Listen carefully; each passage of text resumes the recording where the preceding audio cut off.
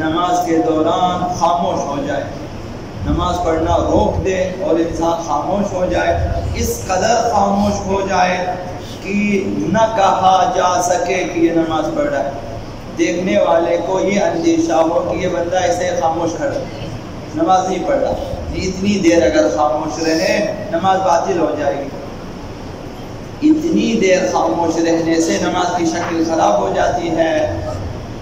لہذا نماز باطل ہو جائے گی، لہذا زیادہ دیر تک نماز میں خاموش نہ رہیں۔ دوسرا مسئلہ، اگر نماز کے دوران کوئی کام انجام دے یا کچھ دیر خاموش رہے اور اس کے بعد شک کرے کہ میرے اس عمل سے نماز کی شکل باقی رہی یا خراب ہو چکی ہے، نہیں معلوم، یعنی خود نمازی کو شک ہو جاتا ہے، تھوڑی دیر یہ خاموش رہا تھا یا کوئی کام انجام دیا تھا اور اب شک کیا اس نے نماز کے دوران کی اس کام سے نماز کی شکل خراب ہوئی تاکہ میں نماز کو باطل سمجھوں، یا نماز کی شکل خراب نہیں ہوئی، نماز باقی ہے، میں نماز کو جاری رکھوں۔ تو اس صورتحال میں حضرت آیت اللہ مکارم شیرازی کا فتویٰ یہ ہے کہ نماز صحیح ہے، شک ہے اسے نماز کی شکل خراب ہونے میں، لہذا اپنی نماز کو صحیح سمجھیں، جاری رکھیں، مکمل کریں۔ حضرت آیت اللہ سیستانی نے فرمایا اس صورت میں لازم ہے اسی نماز کو دوبارہ پڑھیں، اس نماز کو ختم کریں، یعنی پڑھ کر ختم کریں،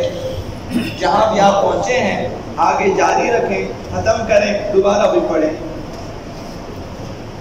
تو یہ دو مسئلے۔ اور غفلت کے سلسلے، نماز میں چھوٹے چھوٹے کاموں میں مصروف ہو جانا، گھڑی دیکھنا، بٹنوں کا ٹھیک کرنا، بالوں کی طرف توجہ جانا، انگوٹھیوں کی طرف ہماری توجہ رہتی ہے، ٹائم کی طرف ہماری توجہ رہتی ہے، اور یہ کہ اب کب نماز ختم ہونے والی ہے، ان چیزوں کی طرف ہماری توجہ رہتی ہے کہ نماز کے بعد ہم نے کہاں جانا ہے اور کھانے میں ہم نے کیا کھانا ہے، اس کے بعد اگر دعوت ہے تو بار بار وہ دعوت و دسترخوان ہمارے ذہن میں آ جائے گا۔ یہ جو چھوٹی چھوٹی چیزوں کی طرف ہماری توجہ ہے یہ غفلت کا شکار ہونے کی نشانی ہے کہ انسان غفلت کا شکار ہے۔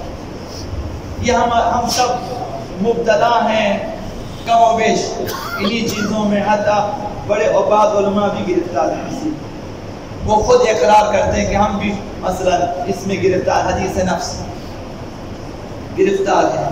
تو لہٰذا اس لیے یہ نمازیں ہمارے لیے مؤثر نہیں ہیں تہذیب نفس میں، یعنی ہمیں بیہودہ کاموں سے تنہا عن الفحشاء والمنکر نہیں ہے، یہ نماز منکرات سے نہیں روکتی کیونکہ نماز میں توجہ نہیں ہے۔ لہذا جب عبادت کرنے والا عبادت کے مضمون پہ عقیدہ رکھتا ہو، خود معتقد ہو کہ یہ عبادت ایسی عبادت ہے، اور پھر حضور قلبی ہو اور توجہ ذہنی،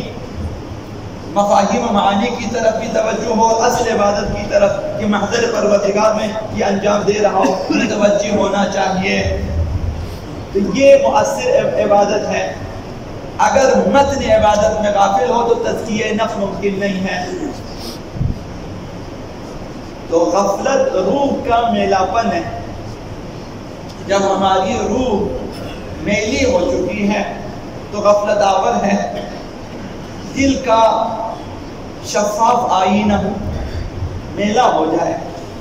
تو اس میں کچھ نظر نہیں آئے گا اور پھر تہذیب نفس نہ ہوگی۔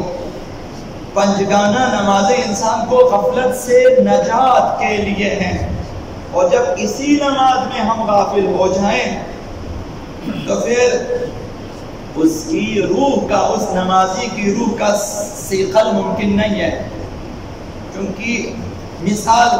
بیمار اپنی دوا سے غافل ہے تو پھر علاج ممکن نہیں ہے۔ بیمار کو کم از کم اپنی دوا پہ توجہ دینی، یہ میری دوا ہے، اسے کس طرح میں نے اور کس ٹائم پہ اور کس طریقے سے میں نے یہ دوا کھانی ہے، اسے پتہ ہونا چاہیے۔ اب اس کا جو خوراک ہے اس کی خوراک کی طرف ہی توجہ دینی چاہیے کہ 1 چمچ 2 چمچ، 1 ٹائم 2 ٹائم 10 ٹائم، پانی کے ساتھ، بغیر پانی کے، کھانے سے پہلے، کھانے کے بعد، دوا کی طرف متوجہ ہونی چاہیے، اور اسے اطمینان ہونا چاہیے میں نے ٹائم پہ دوا لی ہے اور درست خوراک میں نے لی ہے تب وہ دوا مؤثر ہوگی، اور دوا بھی درست جو ہے وہ متخصص طبیب سے حاصل کیا ہو، دوا کسی جو ہے سڑکوں پہ بیٹھے ہوئے پنسار سے نہ لیا ہو، دوا آپ نے لی ہے آپ کو یقین میں نے اچھے ڈاکٹر سے لی ہے اور میں نے صحیح تب وہ دوا مؤثر۔ اسی طرح یہ نمازیں ہیں کہ ٹھیک اہل بیت اطہار سے متن کتابوں سے فقہاء اعظام کے فتووں کے متن سے آپ نے سیکھا ہو اور درست عمل کیا ہو، توجہ کر، تب یہ چیزیں ہمارے لیے مؤثر ہیں۔ انسان دوستوں کے ساتھ دیر تک گفتگو میں لگا رہتا ہے اور تھکتے نہیں ہے، لیکن نماز میں کھڑے ہوتے ہی بے چینی شروع ہو جاتی ہے۔ یہ سب کا تجربہ یہی ہے، میں بھی آپ بھی دوستوں کے ساتھ بیٹھے ہوتے ہیں، ہمیں تھکاوٹ نہیں ہوتی، رات 12 بجے تھکتے نہیں ہیں، 1 بج جاتا ہے تھکتے نہیں ہیں، ہم بیٹھے ہوئے ہیں چونکہ مانوس ہیں اپنے دوستوں سے اور ان باتوں سے گفتگو ہو رہی ہے، سمجھ بھی رہے ہیں اور ہم مانوس ہیں ایک دوسرے سے، تو لہذا نماز میں مانوس نہیں ہے خدا سے، اس لیے بے چینی ہوتی ہے۔ کسی ایسے دوست کے پاس آپ بیٹھ کر 2 باتیں نہیں کر سکتے جو آپ کو پسند نہ ہو، آپ نہیں بیٹھیں گے کہ بندہ مجھے پسند نہیں ہے تو اس کے ساتھ آپ گفتگو بھی نہیں کرتے، پسند بھی نہیں کرتے، وہ قرآن حدیث بھی سنائیں آپ نہیں سنیں گے، یہ نامانوسیت کی وجہ سے ہے۔ لہذا نماز سے جب خدا سے جب مانوس نہ ہو تو یہی صورتحال ہے ہم سب کی۔ تلاوت قرآن سے مانوس نہیں ہے، نماز سے بھی۔ قرآن اللہ کی گفتگو ہے بندے کے ساتھ، نماز بندے کی مناجات اور گفتگو خدا کے ساتھ۔ اگر یہ دیکھنا چاہو کہ ہم خدا سے مانوس ہیں یا نہیں ہیں تو تلاوت قرآن اور نماز کی طرف دیکھیں، اگر یہ چیزیں ملال آور ہیں تو سمجھو کہ ہم خدا سے مانوس نہیں ہیں۔ اگر ان چیزوں سے ہمارے اندر نشاط پیدا ہو جاتا ہے، خوشحالی آ جاتی ہے، نماز پڑھنے کے بعد خوشحال ہو جاتے ہیں، تلاوت قرآن کے بعد ہم خوشحال ہو جاتے ہیں، تو پھر سمجھو کہ مانوس ہیں۔ نماز میں دیر ہونے پر آپ بے چین ہو جائیں تو آپ مانوس ہیں، اور بے چینی کی وجہ سے نماز میں دیر کر دیتے ہیں تو آپ مانوس نہیں ہے خدا متعال سے۔ یہ دیکھنا چاہیے۔ غفلت سے بچنے کے لیے چند اسباب ہیں، گناہوں سے اور برے کاموں سے دوری اور برے لوگوں سے دوری۔ جب آپ کو پتہ ہے یہ شخص برا ہے اس کے پاس نہ بیٹھیں، یہ ایک ہمیشہ خداوند متعال کو یاد رکھنا اور موت کو یاد رکھنا، موت کو یاد رکھنا، یہ اہل بیت، یہ انسان کے لیے جو ہے غفلت سے بچنے کے اسباب۔ کثرت سے تلاوت قرآن، جتنا ممکن ہو قرآن مجید کی تلاوت کریں، صبح دوپہر شام، حد اقل صبح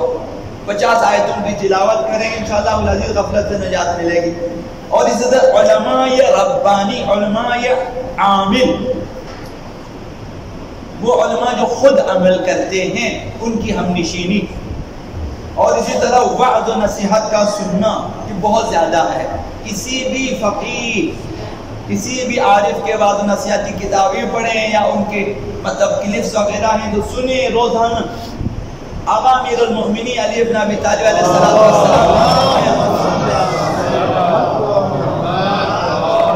خود امیر المؤمنین ہونے کے باوجود فرماتے تھے کہ کسی اپنے صحابی کو نصیحت کرو، صحابی کہیں کہ آپ کو سب کچھ پتہ ہے کیا نصیحت کرو، فرماتے تھے کہ جو اثر سننے میں ہے وہ جاننے میں نہیں ہے۔